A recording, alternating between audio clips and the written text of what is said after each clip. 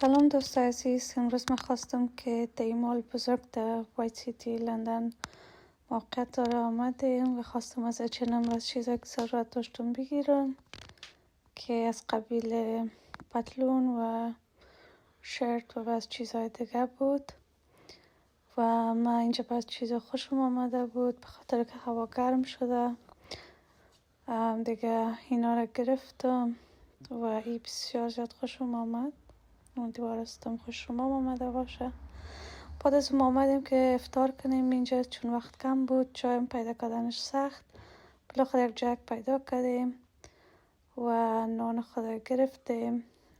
بد نبود نان خدا. بعد از یک صرف کردیم رفتیم که کمی با هم شیرینی بخوریم. ما با شبم رفتیم شیرینی گرفتیم و بعد از او هم کافی گرفتیم و بعد از او رفتیم خانه.